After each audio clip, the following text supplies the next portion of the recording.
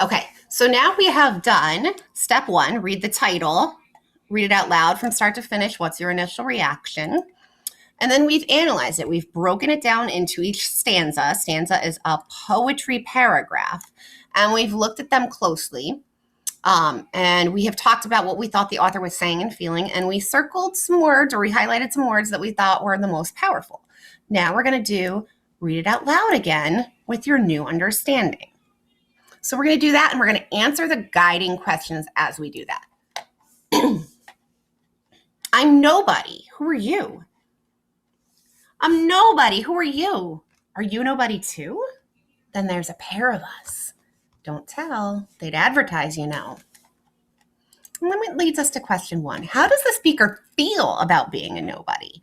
Well, all we really need to look at here is what punctuation she used, right? She used an exclamation point. So I think that she feels excited about being a nobody.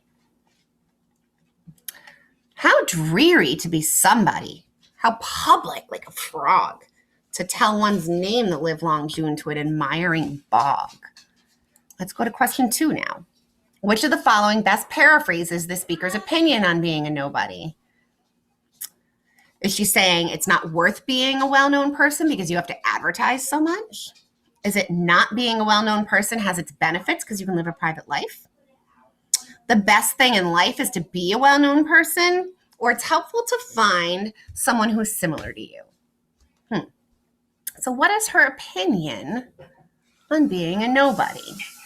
I think that what she's saying is that not being a well-known person has its benefits because you can have a private life.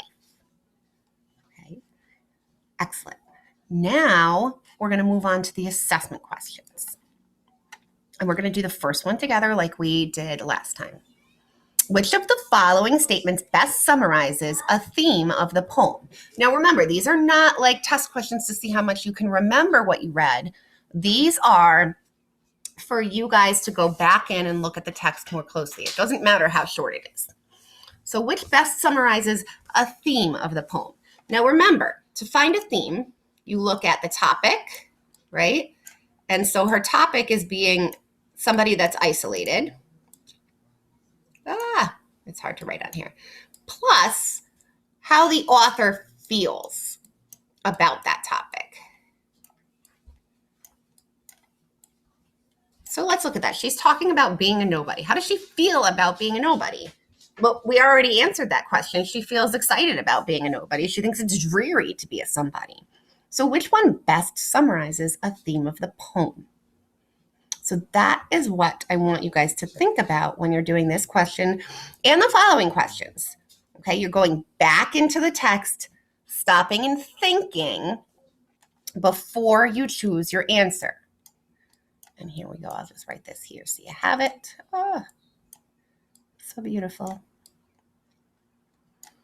Okay, and then we're also looking at some of the other, I'll go through some of the other questions.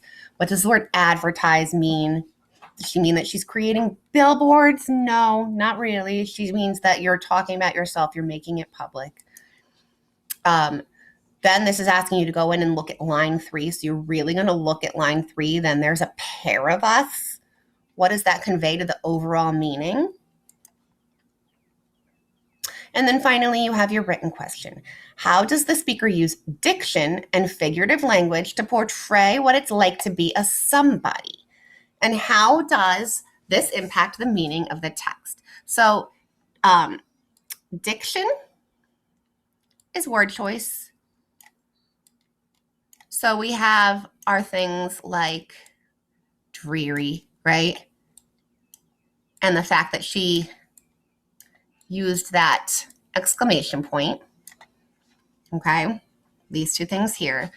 And then figurative language, and I'll show you the figurative language she's using here. She is comparing being somebody to being a frog. So of all the animals you can be compared to, is that a flattering comparison? Somebody being a frog? If you like to advertise, if you like to be a public person, you're a frog. You're not a gazelle. You're not a cheetah. You're not a majestic unicorn. You're a slimy, blobby